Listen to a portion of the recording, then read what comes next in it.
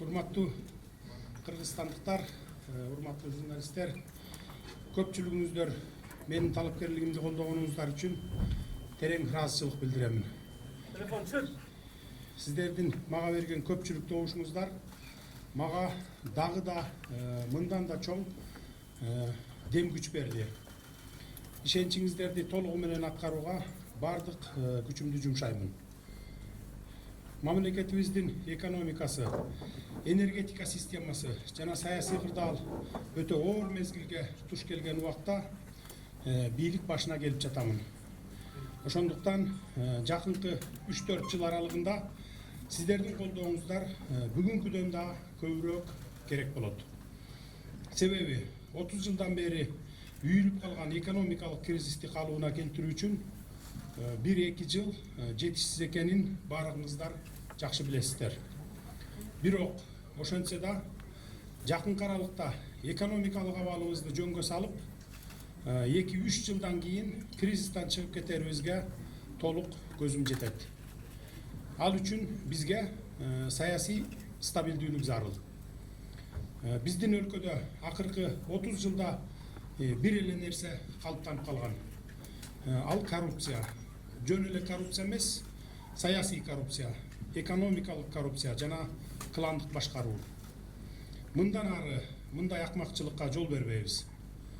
Демек, ар бир кыргызстандык коррупция менен күрөшүүдө мага жардам беришиңиздер абзел. Жазуучу агабыз Чолпонбек Абукеев айткандай, биздин айылдын коррупционерлерине тийбе, кошуна айылдын коррупционерлери менен күрөшө бер деген тайкы ойдон алыс болушубуз керек.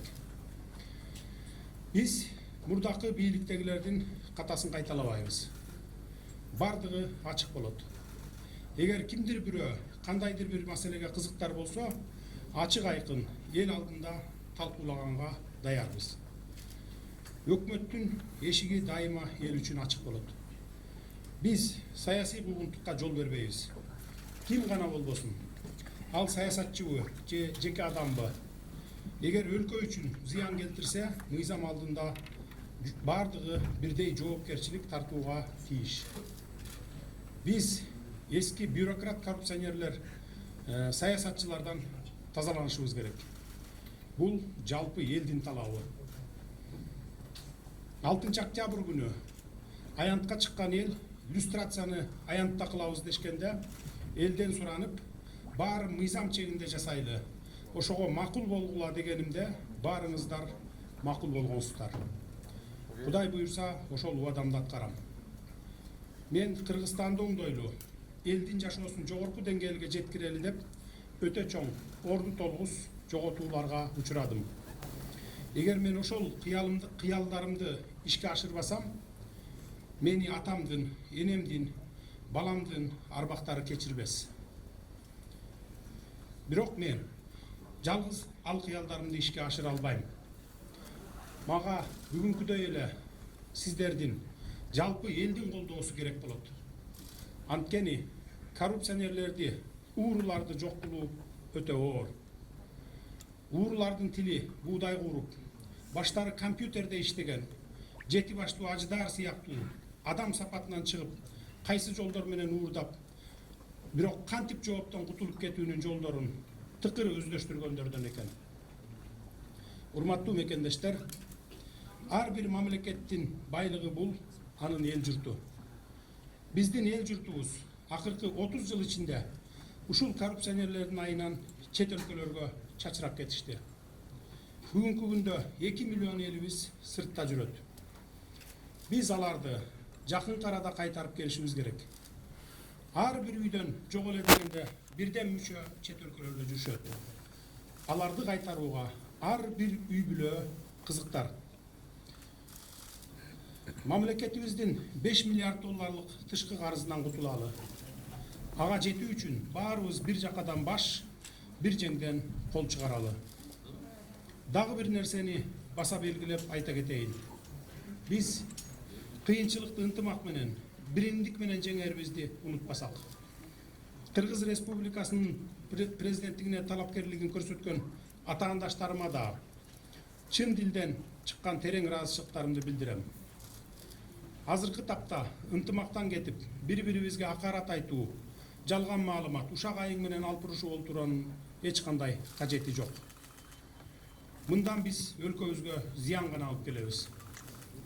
Президенттикке өз талапкерлигин койгон инсандарыбыздын көбү иш тажрыйбасы бар, мекен үчүн зор кызмат өтөсөм деген дасыккан чоң саясатчылар. Биз алардын иш тажрыйбасын, жаркын идеяларын өлкөбүз үчүн жумшоого тийишпиз. Ошондуктан ата-андаштарыма Кыргызстандыбыздын келечеги, өлкө тагдыры үчүн жеке кызыкчылыктарыбызды сүрүп чыгарып, бирге олтуруп, кеңешип, кеңири маектешип, ынтымак менен биримдикте иш алып барганыбыз эң туура деп айтып кетер элем. Менин жүрөгүмдө кекчилдик, өч алуу же ташбоордук деген терс сапаттар жок. Менде бир гана Кыргызстанды бакубат, өнүккөн өлкөгө айландырсам деген тилек бар. Урматтуу мекендештер, келиңиздер, Кыргызстаныбызды кубаттуу мамлекетке, элибизди ынтымактуу элге айландыралы. Ар бирибиз мекенчил бололу. Бар болуңуздар, көңүл бурганыңыздар үчүн терең ыраазычылык билдирем. Уважаемые кыргызстанцы, выражаю вам огромную признательность за то, что большинство из вас поддержало мою кандидатуру. Ваши голоса, отданные за меня, наполняют меня силой и уверенностью, дают заряд на предстоящую работу. Я приложу все свои силы, чтобы оправдать ваше доверие. Я прихожу к власти в тяжелейших для страны условиях. Повсеместный кризис, да и политическая ситуация оставляет желать лучшего. Поэтому я еще раз нуждаюсь в вашей поддержке на ближайшие 3-4 года, чем сегодня. Вы все хорошо знаете, что для меня решение накопившихся за 30 лет проблем 1-2 лет недостаточно. Несмотря на это, я уверен, нам удастся в скором времени исправить экономическую ситуацию в течение 2-3 лет, выйти из кризиса. Для этого нам нужна политическая стабильность. За прошедшие 30 лет в нашей стране коррупция запустила свои корни практически во все сферы нашей жизни. Отныне мы не допустим такого безобразия. Как говорил наш писатель Чолпонбек Абыкеев, мы должны быть далеки от того уродливого мышления, чтобы не трогать коррупционеров из нашего аила, боритесь с коррупционерами из соседнего села.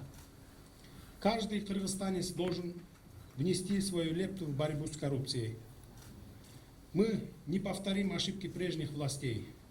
Вся работа будет вестись открыто и прозрачно. Двери правительства всегда будут открыты для народа.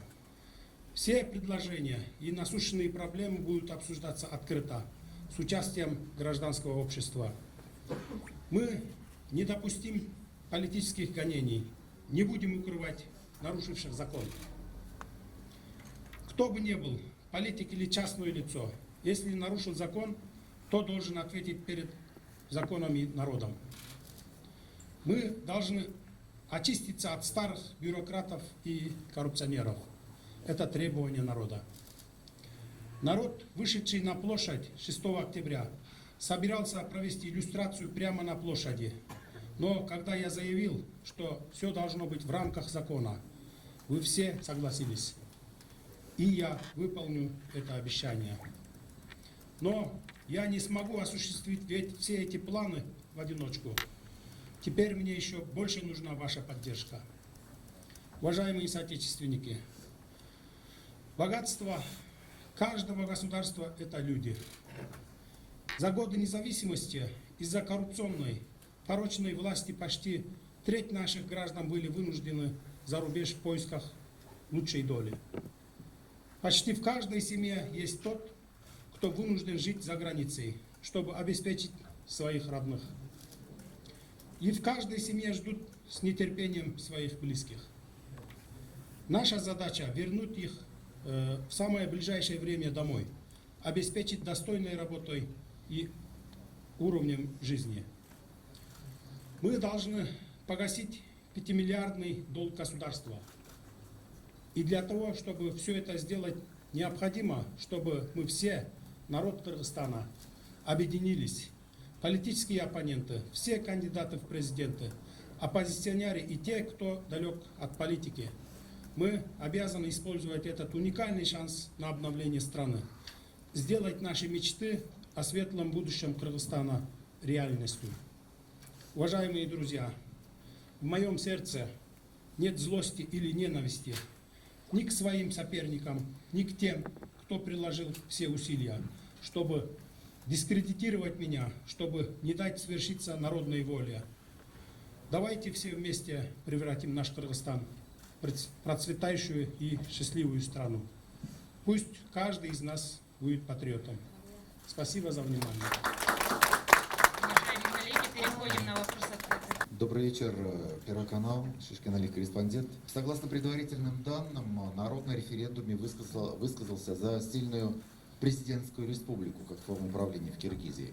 В связи с этим мой вопрос в следующем. Какие изменения в Конституцию будут предложены, вами инициированы, в какие сроки, как вы планируете выносить их на общественное обсуждение? То есть, грубо говоря, что дальше? Как это решение народа будет воплощаться в жизнь? Народ решил, что в дальнейшем, что будет править президентское правление. Будет правление президентское. Теперь в ближайшее время Конституционное совещание должен вынести проект Конституции Жогорку Кеңеш, предоставить Жогорку Кеңеш, а Жогорку Кеңеш должен назначить референдум, дату референдума. После принятия новой Конституции будем провести реформу, политическую реформу. Будет новая структура власти, новая структура правительства, будет новый Жогорку Кеңеш. Жогорку Кеңеш тоже будет избираться по одномандатным округам и половина по партийной системе. Это будет примерно до 1 июня мы должны закончить. Почему? Потому что мы приняли закон, чтобы все политические процессы закончить до 1 июня. Такой закон есть сегодня.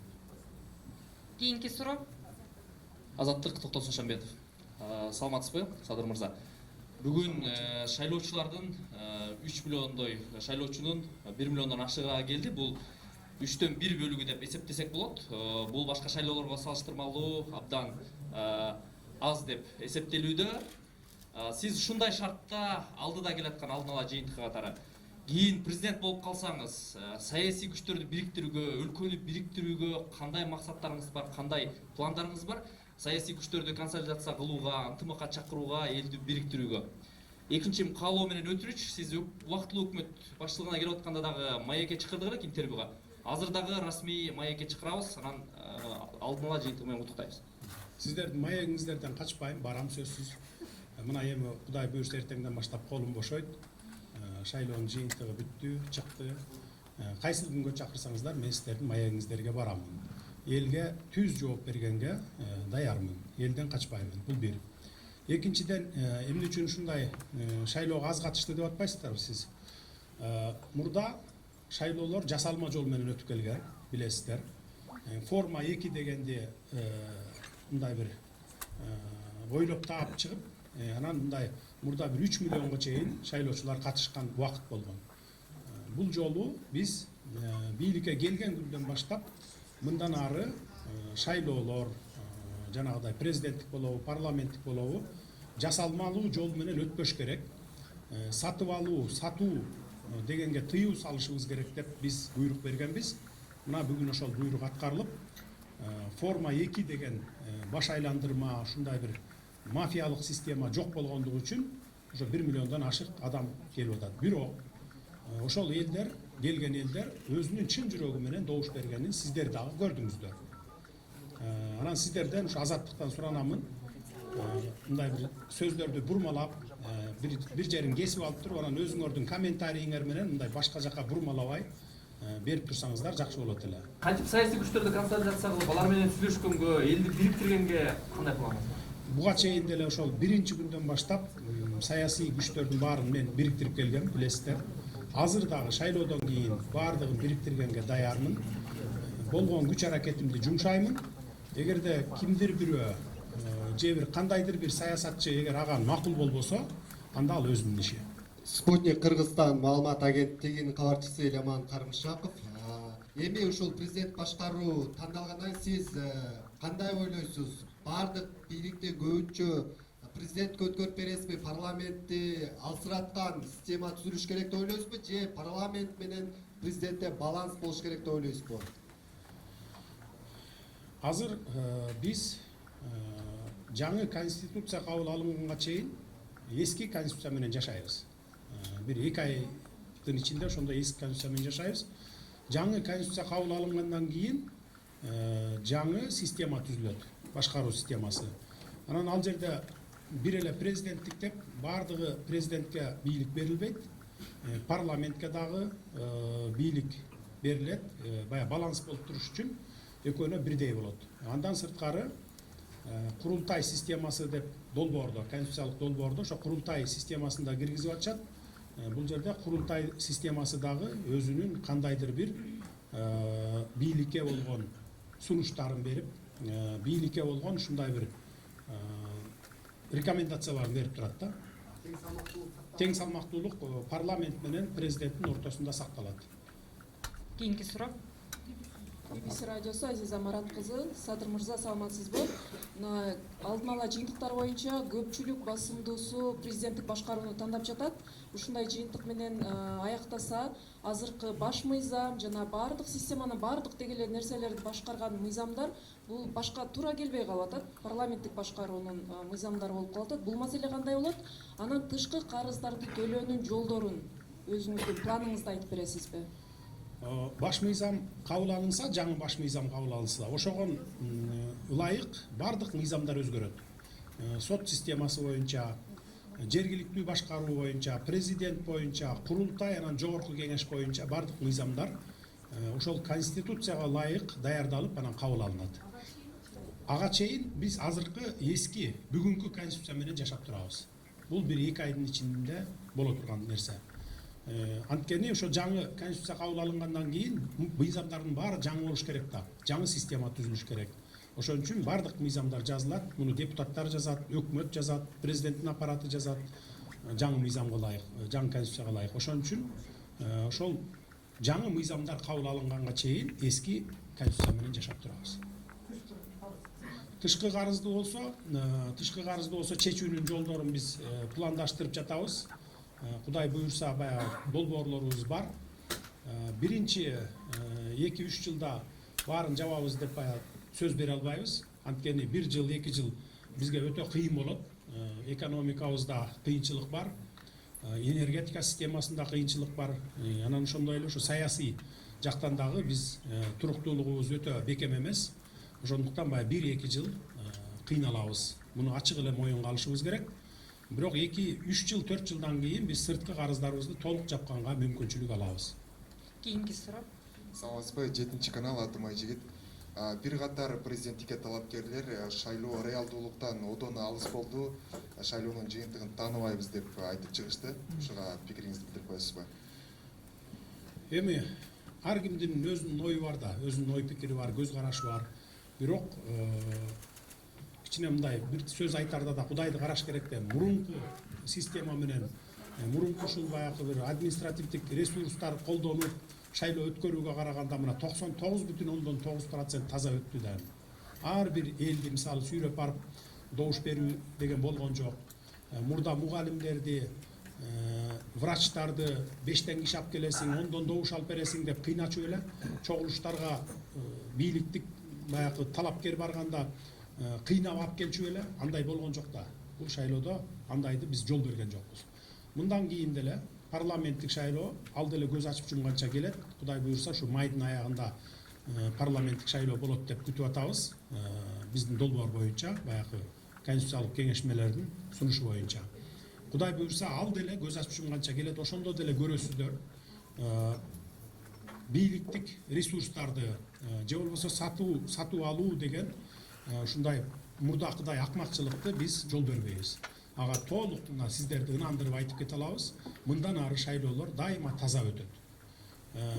Анткени биз мурда элдердин бай оюнда калыптанып калган борбордук шайлоо комиссиясы ушу шайлоолорду жасап коет деген. Менде деле ушу өзүм ушу бийликке келгенге чейин менде деле ошондой көз караш болчу. Анан ушу бийликке келгенден кийин мен барып көрөйүнчү кандай экен, сервери кандай экен, кандай контролдоп турат экен, көзөмөлдөп турат экен деп баргандан кийин мен өзүм баягы толук ынандым да. Анткени ал жерде жасашка мүмкүн эмес экен.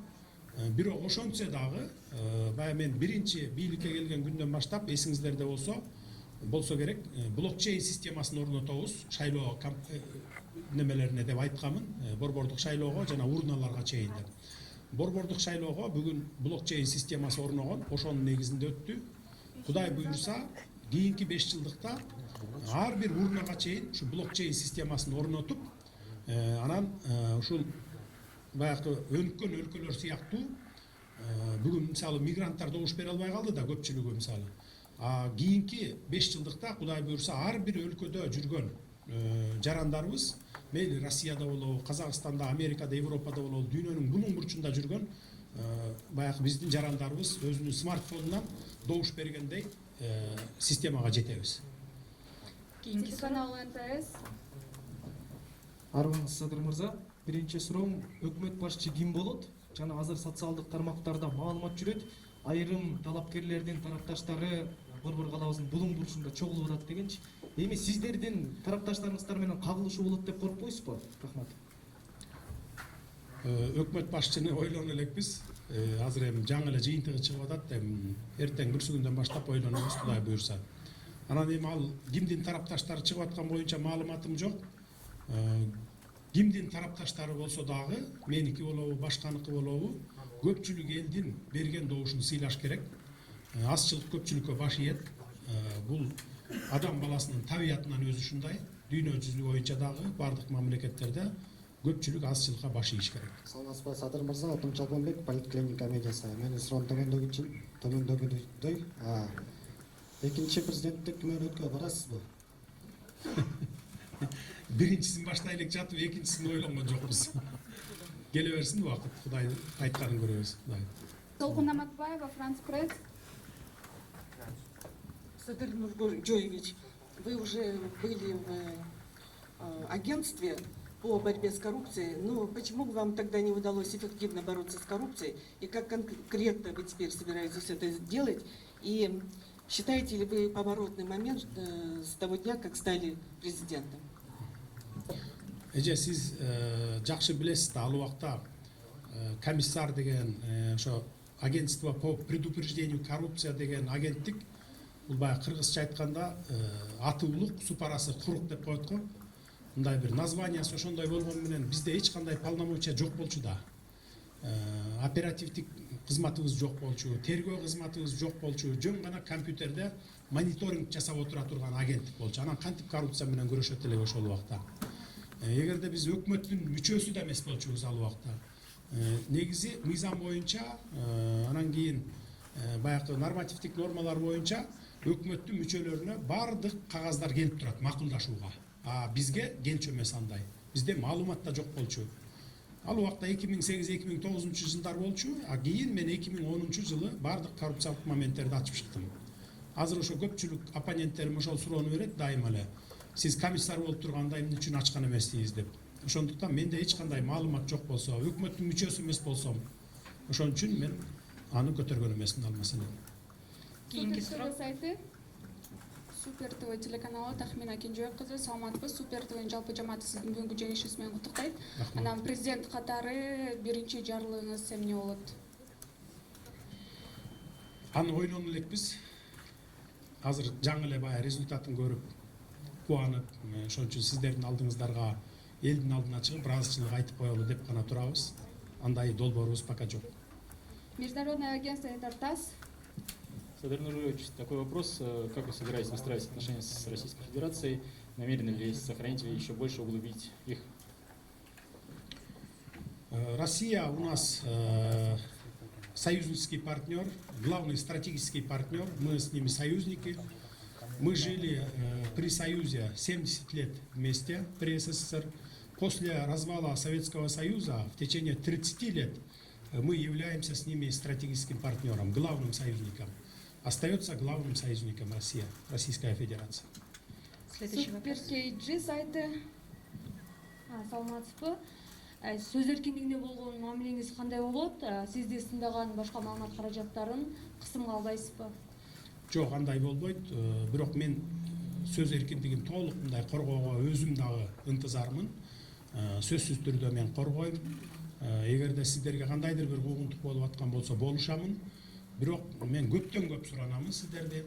Ушу менин сөзүм болобу же башка саясатчынын болобу, өкмөт мүчөлөрүнүн болобу сөздөрүн мындай тыртып алып, анан өзүңөрдүн комментарий менен башка жакка сүйрөбөй, мындай эки тараптуу кылып туруп, баягы мындай калыс пикириңерди жазып турсаңыздар, сиздерден дагы ушу жоопкерчиликти мен суранат элем да, ошону калыс алып барыш керек деп. Анткени мына ушул шайлоо учурунда мен көп күбө болдум. Мына азаттыктардын өкүлүнөн сурап атканым да ошол. Менин сөздөрүмдү кыркып алып туруп, анан өзүлөрү баягы комментарий берип, башка жакка сүйрөгөнгө аракет кылып, элдин оюн бурганга, тескери бурганга аракет кылган ушундай моменттер болду. Мындан ары андай кылбашыңыздарды суранамын. Саламатсызбы, 5 канал Айтолкун. Октябрь окуясынан кийин бийликке келдиңиз. Октябрь окуясында жаракат алган адамдарга кандай жардам болот? Анан кийин ушул бийлик мыйзам алдында алардын ден соолугу үчүн, саламаттыгы үчүн ким жооп берет? Октябрь айында жаракат алгандарга мындай жекече негизде жардамдар берилип атты. Бардыгына ошо жаракат алгандардын баарына жардамдар берилди. 10дон ашык баягы көзүнөн операция болгондор болду. Анын бардыгына ошо жекече жактан жардам берип аттык. Мамлекет тараптан жардам бере алган жокпуз, бирок жекече жардам берип аттык. Мындан ары дагы жекече жардамдарды улантабыз. Ал эми мамлекет тараптан болсо, бул эми баары мыйзам чегинде болуш керек. Алардын баягы статусун биз такташыбыз керек, аныкташыбыз керек. Ошондон кийин анан мамлекет тараптан жардам болушу мүмкүн. А так жекече жардамдар мындан ары деле улантыла берет. Следующий вопрос. New TV телеканалы, саламатсызбы, Чынары. Буга чейинки президенттер тегерегиндегилердин курмандыгына айланды. Сиз чөйрөңүздүн таасиринде калуудан коркпойсузбу? Жок, коркпойбуз. Анткени ооба билем, мен мурдакы президенттер дагы ушул бирөөсү ошо 15 жыл иштеди. Биринчи 5 жылдык, 5,5 жылдык ишин жакшы аткарган. Анан кийин ушу айлана чөйрөсүндөгүлөргө мына элдин баары билет, анын баары анализделип турат. Ушундай таасирге кирип кеткен. Андан кийин ушу экинчи президент дагы бир 2 жыл, 3 жыл жакшы иштеп, андан кийин өзүнүн ошол айлана чөйрөсүндөгү жакын адамдарына ушул башкартып жиберген.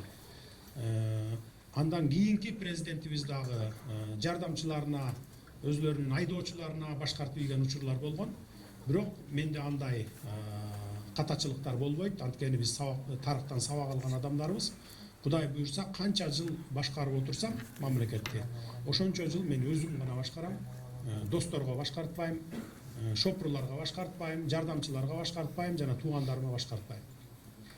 Уважаемые коллеги, еще 2 вопроса.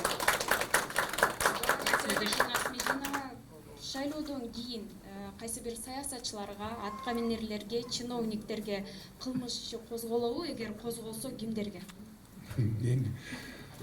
Ким болбосун, мейли саясатчы болобу, аткаминер болобу, жөнөкөй адам болобу, жөнөкөй жаран болобу, бардыгына эгерде мамлекеттен уурдаган болсо, элге зыян келтирген болсо, сөзсүз түрдө иш козголуп, суракка чакырылып, уурдалгандын баарын 2 эсе, 3 эсе кылып мамлекетке кайтарып бериш керек. Талапкерлердин арасынан?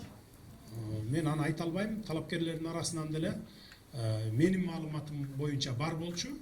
Анан алар ушул суракка чакырылгандан коркуп, ушу талапкер болуп, 2 ай болсо дагы ушу мандат алып, ушу талапкер деген мандаттын аркасына жамынып, ушу 2 ай ушу шайлоодун учурунда мындай бир жоопко тартылбай калайын деген максатты көздөгөндөр дагы бар болчу.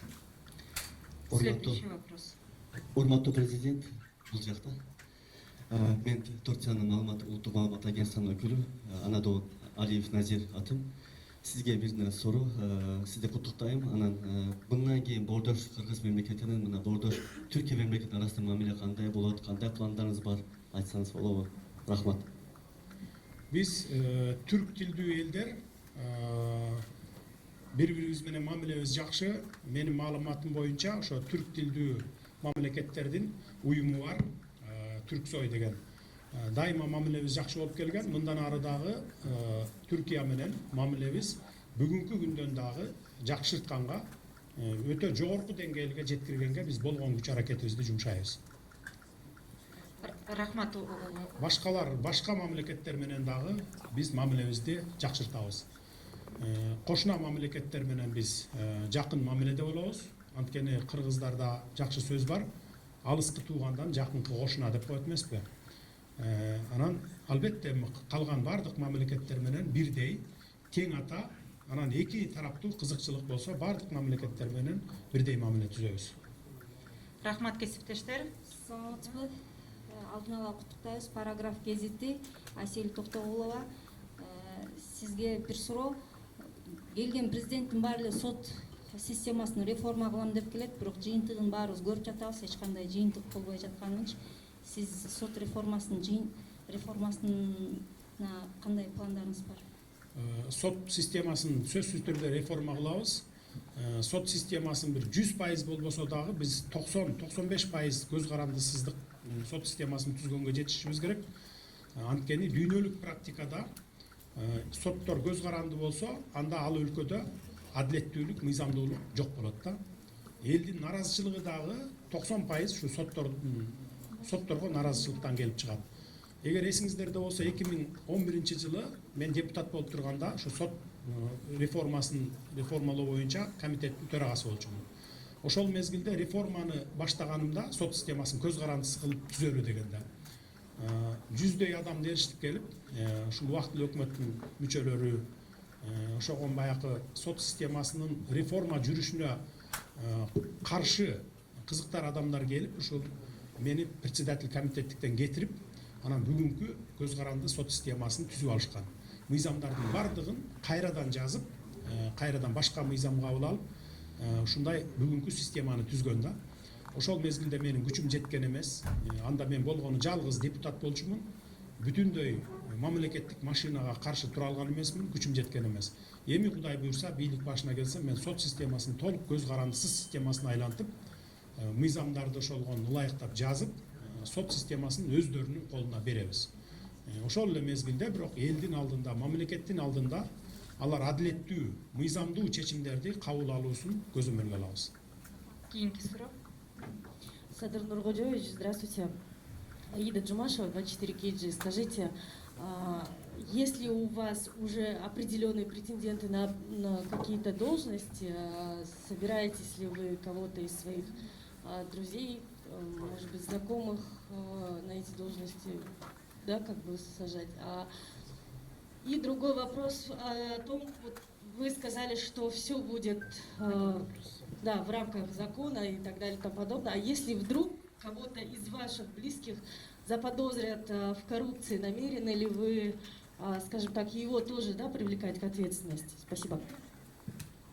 Айдайым, мейли ким болбосун, менин оппоненттерим болобу же жана башка адамдар болобу, Кыргызстандын жарандары. Саясий должностьтар баягы президенттин указы менен же премьер-министрдин буйругу менен гана бекит, а калган бардык должностьтар бүт баары конкурстук негизинде дайындалат да. Анан менин жакындарым болобу, бир туугандарым болобу, эгерде мындай коррупциялык иштерге аралашкан болсо, жанагындай бир мыйзамсыз иштерге аралашкан болсо, алар сөзсүз жазасын тартат. Мен аны бардык жакта айтып атамын, муну мен сөз менен эмес, иш менен далилдеп берем. Рахмат. Садыр мырза, биринчиден куттуктайбыз жеңишиңиз менен. Анан өткөндө социалдык фонддун төрагасынын орун басары айтты, соцфонддо таптакыр акча жок калды депчи. Минфинден жардам сурайбыз депчи. Ошол жагын айткыз, пенсионерлер эмне кылат? Кандай ошонун чечүү жолдору барбы азыр? Жакынкы кыштан чыкканга 1-2 ай болсо да. Бизде соцфонд тараптал эмес, соцфонд тармагында эмес. Экономикабызда, соцфонддо, энергетика системабызда сазга батып калдык деп айтсак болот. Муну эч жашырбайбыз. Муну мен жасаган жокмун. Мына акыркы 30 жылдан бери келип бул бардык система сазга батып калыптыр. Булар боюнча биз экономисттер менен, адистер менен, финансисттер менен олтуруп пландарды түзгөнбүз. Кудай буйрса, бул кризистен чыгабыз. Кийинки акыркы суроо. Медер Ахматов, репортер KG. когда вы были исполняющим обязанности президента Кыргызской Республики, под амнистию попали ряд заключенных. Никто не знает до сих пор, кого амнистировали. Можете прокомментировать? 230 адам ырайым алып чыккан, 38 адам, 38 бекен, ошо мен жаңылышпасам, жылдары кыскарган. Ал эч кимге жашыруун эмес. Сиздер запрос жасасаңыздар, бардыгын ачык беребиз. Бул 230 эле адам, бул негизи аз чыгып калды деп эсептейм. Анткени мен отурган түрмөдө эле 500дөн ашык адамдар баягындай бир майда чүйдө кылмыш менен 1000 адам болсо ошонун жарымы 50% майда чүйдө кылмыш менен же болбосо жанагындай подставить этип камап койгон же болбосо баягы жөн күнөөсү жок адамдар отурган дагы фактылар бар. Алардын бардыгын биз ревизия кылып, комиссия түзүп, мындан ары дагы ошондой баягы адилетсиз камалган, мыйзамсыз камалган адамдарды чыгарабыз. Анан майда чүйдө кылмыштар менен отургандарды да чыгарышыбыз керек. Анткени бизге ал мамлекетибизге жакшылык алып келбейт. Анткени аларды биз багуу үчүн сиз экөөбүздүн чөнтөгүбүздөн күнүгө акча бөлүп берип турабыз. Бир адамга ушу 100 сомдун тегерегинде акча кетет түрмөгө. Аларды андан көрөкчө биз чыгарып жиберсек, баягындай ырайым берүү жолу мененби, же болбосо амнистия мененби чыгарып жиберсек, бизге ал пайда гана алып келет. Мамлекетке пайда болот биринчиден, бюджеттен акча кетпейт. Экинчиден ал барып өзүнүн үй бүлөсүн, бала чакасын багат. Бир жерде ишке кирсе, андан салык төгөт. Тескерисинче мамлекетке пайда алып келет. Биз мындан ары айрыкча ушул журналисттер тармагы ушундай маселелерди экинчи жагын иликтеп, баягы иликтебей туруп, мындай бир жактылуу паникага түшүп, же болбосо элдин ушу маанайын бурганды токтотушубуз керек. Экинчи жагындагы толук изилдеш керек. Пайдабы же зыянбы? Эгерде зыян боло турган болсо, анда көтөрүп чыксаңыздар жакшы болот. Шайлоо штабыңызда сиздин мурда эле Биримдик партиясында, Мекеним Кыргызстан партиясында иштегендердин дээрлик көпчүлүгү сиздин штабыңызга келип иштеп калышты. Аларды көрдүңүз да, дагы бир аз убакыттан кийин Сооронбай Жээнбековдун тагдыры кайталанып калат деп коркпойсузбу? Жок, антип коркпойм. Анткени мен кимдин болбосун алдында милдеттенме алган жокмун. Мейли мурда кайсы партияга иштебесин, кимге иштебесин, жана андан сырткары, алардан сырткары менин өзүмдүн дагы тарапташтарым бар, мекенчилер бар. Алар дагы ушул болгон күчүн жумшап иштеп беришти. Алар ушу мени бийликке алып келип туруп, андан ары көз каранды кылып алайын деп алып келген жок.